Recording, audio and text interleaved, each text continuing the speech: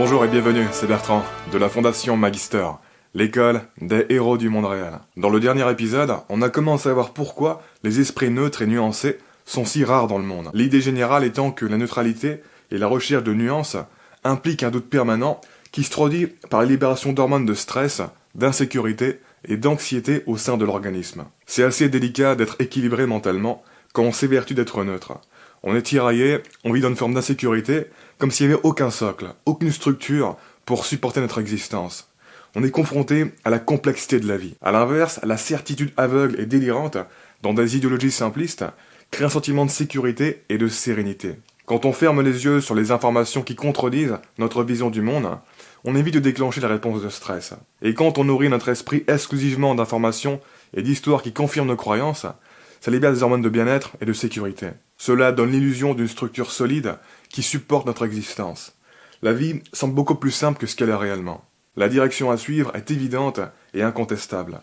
Il y a le bien, il y a le mal, il y a les gentils, il y a les méchants, il y a les bonnes choses à faire, les mauvaises choses à faire, et c'est très sécurisant ce manque de nuances dans l'orientation qu'il faut prendre. Ça évite le doute. C'est rassurant. Même si c'est délirant. C'est ce que j'appelle le paradoxe de la santé mentale. Celui qui croit que le fou est fou, est fou. Parce que plus tu es enfermé dans un délire réducteur, que tu ne remets pas en question, plus tu es sain d'esprit et équilibré mentalement.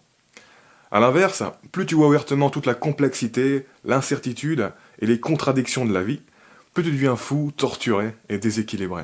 Ce que je veux que vous compreniez avec cet épisode, c'est que la fermeture d'esprit que vous pouvez observer sur certaines personnes, c'est une expression de leur stratégie de survie. De la même manière que des dents pointues chez un animal sont une expression de stratégie de survie. Notre cerveau adore quand la bonne direction à suivre est simple, évidente et incontestable. Et c'est pour ça que beaucoup de personnes se lavent l'esprit dans un seul sens, pour ne pas avoir de doute sur ce qu'il faut faire, créent cette illusion d'une direction simple, évidente et incontestable. Notre cerveau a tendance à préférer vivre enfermé dans un délire simpliste, car il déteste ne pas vraiment savoir quelle est la bonne chose à faire. Il déteste ne pas être sûr d'être engagé dans la bonne direction. Il déteste se dire que peut-être qu'il est en train de se tromper ou de rater quelque chose. Il déteste se dire que peut-être que ce qu'il fait n'a pas de sens, que ça ne sert à rien et que c'est complètement absurde. Ce qui est d'ailleurs la raison pour laquelle 99% des êtres humains opèrent dans une fenêtre temporelle relativement fermée. Plus on ouvre la fenêtre temporelle et qu'on regarde loin, plus ce qu'on fait dans nos vies, nos idéaux, etc. semble absurde et insignifiant. On se rend compte que peu importe ce qu'on fait, au final, on n'aura plus aucun souvenir de tout ce qu'on a fait. Tout le monde aura oublié. La civilisation et la vie tout entière finiront par s'effondrer et disparaître comme une poussière dans l'infinitude de l'espace-temps. Et bien sûr, cette perspective n'est pas un grand motivateur. C'est une perspective typique des pessimistes, des dépressifs, des doomers et de certains collapsologues. Ça nous rapproche également de la pensée nihiliste et solipsiste. Le nihilisme étant en gros l'idée que l'existence humaine est vide de sens, et le solipsisme étant en gros l'idée qu'il n'y a aucune certitude, et que peut-être que toute la réalité est une projection imaginaire et illusoire. De toute évidence, ces philosophies ne sont pas la marque des esprits enjoués par la vie. Ce qui est pourquoi notre esprit se contracte par défaut sur une perspective temporelle beaucoup plus courte et s'aveugle au long terme, afin de ne pas tomber dans ces courants-là. Comme je vous l'expliquais dans l'épisode 110, le truc qu'il faut bien comprendre, et qui échappe à pratiquement tout le monde, c'est qu'un système perceptif n'est pas un moyen de connaître le monde, mais qu'au contraire, c'est davantage un moyen de ne pas le connaître, un moyen de rester dans l'ignorance absolue, permettant une nouvelle forme de connaissance relative. Connaissance relative qui permet aux têtes de la vie de fonctionner. Autrement dit, la perception n'est pas une fenêtre, c'est un masque. Et ainsi donc, il y a un dilemme au niveau de l'ouverture d'esprit. D'un côté, être plus ouvert d'esprit permet d'être plus réaliste et mesuré. De l'autre côté, ça peut facilement créer de l'anxiété, de l'instabilité et des difficultés à s'engager dans une voie, et ainsi nous rendre inadaptés à la vie. Ce qui explique pourquoi les esprits neutres et nuancés sont si rares dans le monde. Il y a du pouvoir et des bénéfices dans la fermeture d'esprit. C'est loin d'être un handicap. Si tu n'arrives pas à fermer ton esprit, au moins de manière temporaire, tu vas être sacrément handicapé dans la vie. Et pour comprendre pourquoi, il faut comprendre plus globalement la logique d'un esprit humain, et notamment ce que j'appelle la perception existentielle, et l'encapsulation de la conscience dont je vous parlais dans les épisodes 63 et 64. L'encapsulation de la conscience se résume dans l'idée que notre esprit-cerveau ne cherche pas l'expansion incontrôlée de sa conscience, mais qu'à l'inverse, il cherche à contraindre notre conscience pour qu'elle soit la plus optimisée possible pour notre survie. Autrement dit, notre esprit-cerveau cherche simplement un paradigme existentiel, permettant à notre vie et non une représentation complète et objective du monde. En gros, pour faire simple, l'encapsulation de la conscience, ça renvoie à l'idée que le sens du réel que nous présente notre esprit, et qu'il développe continuellement, est optimisé pour que notre existence se déroule correctement, et pour qu'on le reste focalisé sur ce dont on doit rester focalisé.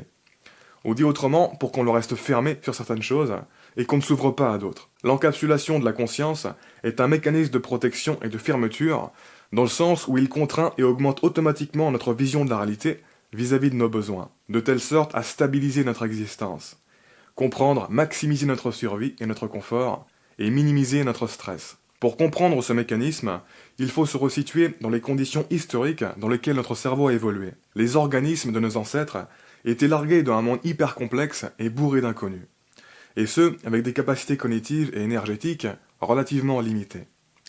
À partir de là, ils devaient trouver les moyens de vivre et se reproduire de manière relativement certaine.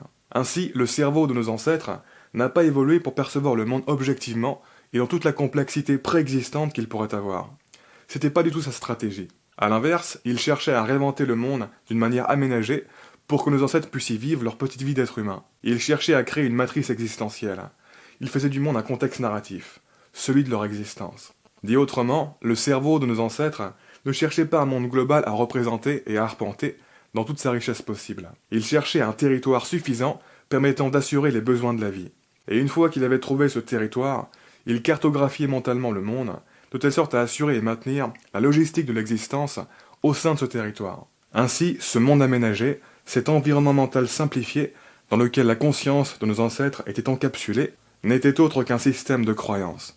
Autrement dit, un paradigme existentiel, et non le vrai monde objectif. Un système de croyances visant à diriger, servir, rationaliser et défendre la logistique de l'existence territoriale à laquelle leur cerveau s'était accoutumé. Pour ce qui est de notre cerveau à nous, eh bien, c'est grosso modo le même que celui de nos ancêtres. C'est-à-dire que notre système de croyances vise en fait à diriger, servir, rationaliser et défendre ce qu'on fait dans le monde avec notre vie. Nos croyances sont intimement liées avec la logistique particulière de notre territoire de vie et, de manière plus générale, tout ce qui se passe dans notre vie. Beaucoup plus qu'on ne l'imagine. En ce sens, on peut voir notre système de croyances comme un véhicule particulier nous permettant de diriger notre vie et de prospérer avec notre mode de vie particulier au sein de notre territoire de vie particulier. Ce véhicule particulier n'est pas adapté pour rouler efficacement hors de notre territoire de vie, d'où les croyances limitantes. Et donc, pour avancer dans la vie, faire évoluer son mode de vie et prospérer dans de nouveaux territoires, il faut nécessairement faire évoluer ce véhicule. Et donc, pour avancer dans la vie, faire évoluer son mode de vie et prospérer dans de nouveaux territoires, il faut nécessairement faire évoluer ce véhicule. Ce qui n'est pas évident. Car d'une part, le développement de ce véhicule a coûté beaucoup de temps et d'énergie pour s'adapter à notre territoire de vie, et d'autre part, car le mécanisme d'encapsulation de la conscience repose essentiellement sur la stratégie du moindre paradigme viable. À partir du moment où le véhicule, qu'est notre système de croyance, assure notre survie de manière relativement certaine, notre cerveau s'y attache émotionnellement. Il ne cherche pas à en changer ou à l'étendre. A l'inverse, il se ferme au changement et cherche à défendre le paradigme actuel, et éviter la dissonance et la remise en question des croyances, jusqu'à ce que ce ne soit plus possible. C'est ainsi que l'on peut avoir une sorte de relation toxique avec notre système de croyances, comme une prostituée qui est trop attachée à la sécurité offerte par son Mac, pour réaliser les vices de ce dernier, arrêter de pardonner ses défauts, et se détacher définitivement. Notre cerveau déteste la dissonance, l'inconfort et l'incertitude, surtout quand il peut l'éviter, et que ce n'est pas nécessaire de s'y confronter. Et c'est pourquoi l'évolution de notre véhicule mental s'apparente davantage à une révolution. Une révolution au sein de notre vie et de notre cerveau. Sur ce, on continue de parler de tout ça dans le prochain épisode. Si vous ne l'avez pas lu, j'ai publié un nouvel article exclusif sur le blog de la chaîne, je vous mets le lien en dessous en commentaire. Comme d'habitude, je vous invite à vous abonner si ce n'est pas déjà fait, à partager cette vidéo et laisser un pouce bleu si vous l'avez apprécié, ça m'aide pour la visibilité. Quoi qu'il en soit, je vous remercie de m'avoir écouté jusqu'au bout, et je vous dis à très bientôt pour la prochaine vidéo. Ciao.